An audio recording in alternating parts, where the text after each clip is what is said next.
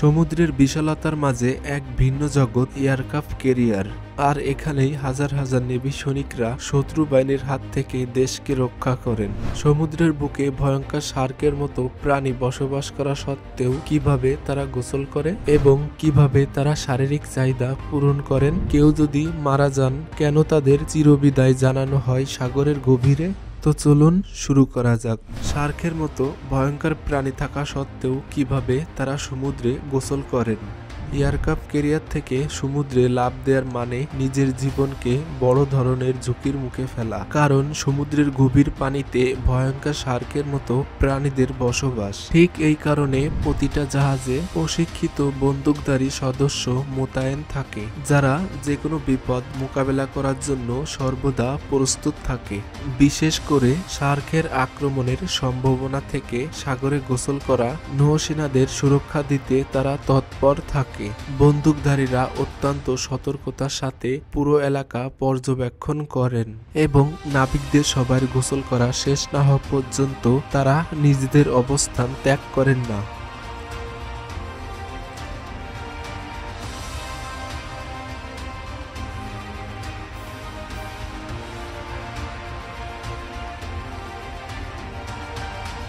নৌবাহিনীর নাবিকেরা অফ টাইমে কি করেন, কিভাবে অফ টাইম কাটান।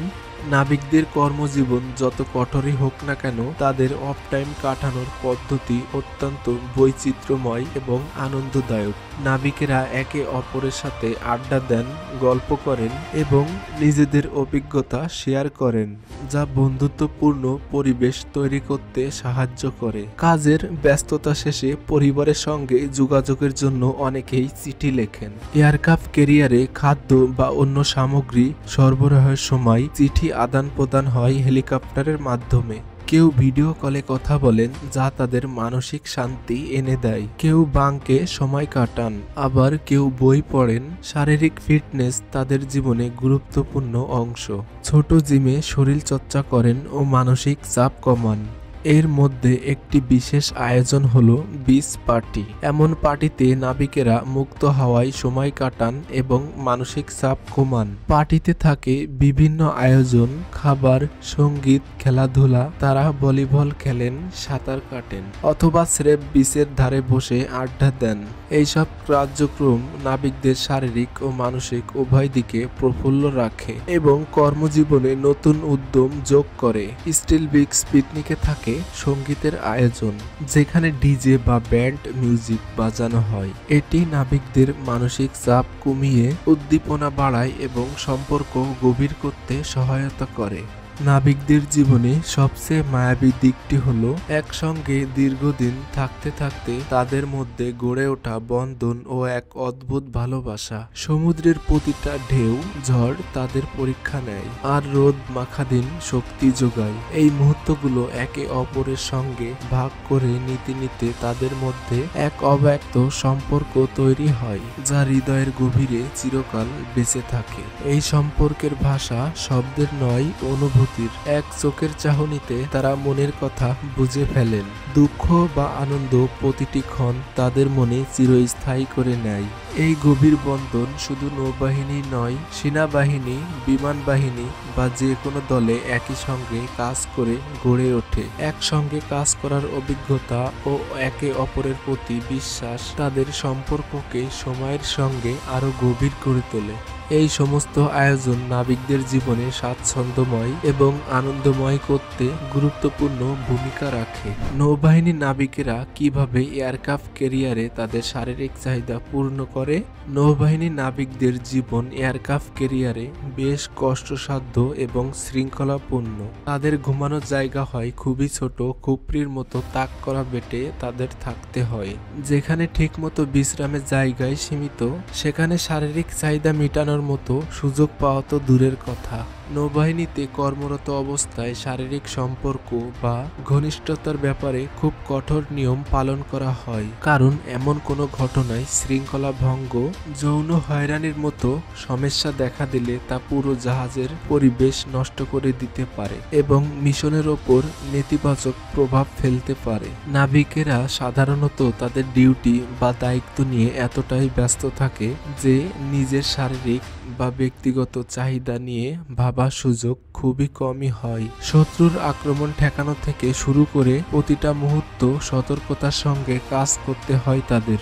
মানসিক চাপ ও ক্লান্তির কারণে রোমান্টিক সম্পর্ক বা শারীরিক আকর্ষণের বিষয় ভাবার মানসিক অবস্থাও থাকে না বেশিরভাগের। তবুও বিশেষ কিছু পরিস্থিতিতে পুরুষ ও নারী নাবিকেরা দীর্ঘদিন একসঙ্গে কাজ করতে গিয়ে একে অন্যের প্রতি আকর্ষণ অনুভব করতে পারেন। এমন অনেক ঘটনা আছে যেখানে তাদের সম্পর্ক বিবাহে পরিণত হয়েছে।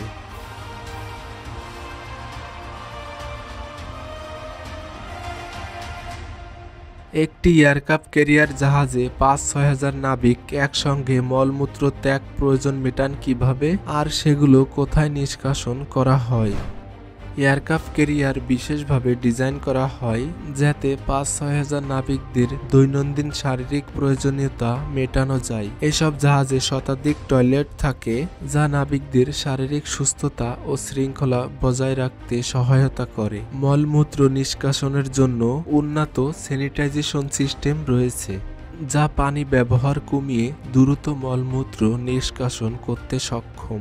এই সিস্টেমটি নিশ্চিত করে যে সমুদ্রে মলমূত্র নিষ্কাশন সবসময় পরিবেশ বান্ধব এবং নিয়মাবলী মেনে নিরাপদভাবে করা হয়।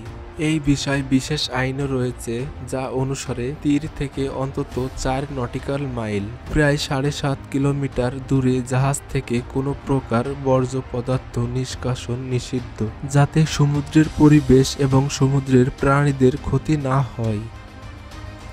সমুদ্রে ভয়ঙ্কর শার্কের মতো প্রাণী বসবাস করা সত্ত্বেও বিভিন্ন প্রয়োজনে নাবিকদের সমুদ্রের পানিতে নামতে হয়। কিন্তু শার্কের আক্রমণ থেকে কিভাবে তারা এয়ারক্রাফট ক্যারিয়ারকে রক্ষা করে? এটি সাধারণত নেভাল কল হিসেবে পরিচিত, যেখানে একমাত্র নৌবাহিনীর দায়িত্ব থাকা কর্মকর্তা পুরো পরিস্থিতি পর্যবেক্ষণ করেন এবং তা অনুযায়ী পানিতে নামতে অনুমতি দেন। এয়ারক্রাফট ক্যারিয়ারগুলোতে যেখানে কর্মক্ষমতা ও নিরাপত্তার কারণে সব ক্রুরা ব্যস্ত থাকেন, সেখানে শার্কের আক্রমণের সম্ভাবনা প্রায় থাকে। শার্ক যদি খুব কাছাকাছি চলে আসে তাহলে নাবিকদের নিরাপত্তার জন্য আগাম সতর্কতা হিসেবে কিছু নল-নিথান উপায় ব্যবহার করা হয়, যেমন তীব্র শব্দ করা বা আলোর ফ্ল্যাশ ব্যবহার করা, যা শার্ককে দূরে রাখতে সহায়তা করে। তবে যদি এর মধ্যে কিছুতেই কাজ না হয় তাহলে বিশেষ শার্ক শিকার করা যন্ত্র বা বন্দুক ব্যবহার করা হয়, যার ফলে শার্ককে তাড়ানোর চেষ্টা করা হয়। তবে পানিতে গুলি চালানোর ক্ষেত্রে একদিকে শার্ক এড়ানো হয়, অন্যদিকে তা নাবিকদের ঝুঁকিতে ফেলতে পারে, বিশেষত যদি গুলি অন্যদিকে চলে যায়।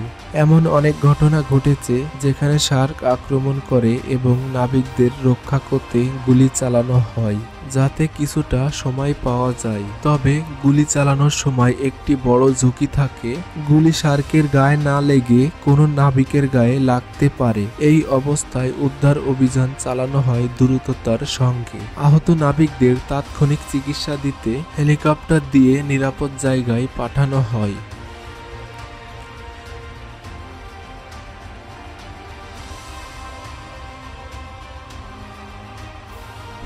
নৌবাহিনীর সদস্য সমুদ্রে মারা গেলে কি করা হয়, কোথায় কবর দেওয়া হয়? কোনো নাবিক দায়িত্ব পালনের সময় মারা গেলে জরুরি পরিস্থিতি হিসেবে বিবেচিত হয় এবং সঙ্গে সঙ্গে প্রয়োজনীয় পদক্ষেপ নেওয়া হয়। মৃত্যুর পর এয়ারক্রাফট ক্যারিয়ার বা জাহাজের দায়িত্বপ্রাপ্ত অফিসার ঊর্ধ্বতন কর্তৃপক্ষকে ঘটনা সম্পর্কে জানান। এরপর মৃত নাবিকের পরিবারের সঙ্গে যোগাযোগ করা হয় যাতে তারা দ্রুত খবর পান। মৃতদেহ সংরক্ষণের জন্য বিশেষভাবে তৈরি আইস ব্যাগ, যাকে রিফার বলা হয়, যদি যুদ্ধ অবস্থা না থাকে সাধারণত 2 থেকে 3 দিনের মধ্যেই মৃতদেহ হেলিকপ্টারের মাধ্যমে পরিবারের কাছে পাঠানো হয়। তবে যদি পরিবারের পক্ষ থেকে মৃতদেহ গ্রহণের কোনো অনুরোধ না আসে বা পরিস্থিতি অনুযায়ী দেশে পাঠানো সম্ভব না হয়, তাহলে তাকে সমুদ্রেই সমাহিত করা হয়। এই পদ্ধতিতে নাবিকের ধর্ম অনুযায়ী সকল আনুষ্ঠানিকতা সম্পূর্ণ করে নেওয়া হয়। তাকে তার দায়িত্বকালীন নির্ধারিত ইউনিফর্মে আচ্ছাদিত করা হয়। প্রয়োজনে জাহাজ থামিয়ে সকল নাবিক ও ক্রু সদস্যরা সমবেত হয়ে মৃত নাবিককে শেষ শ্রদ্ধা জ্ঞাপন করেন। মৃতদেহ ভারী কাপড়ে মোড়া হয় বা ওজনযুক্ত ব্যাগে রাখা হয়, যাতে এটি সমুদ্রের তলদেশে স্থির থাকে এবং অত্যন্ত সতর্কতার সঙ্গে সমুদ্রের পানিতে নামানো হয়।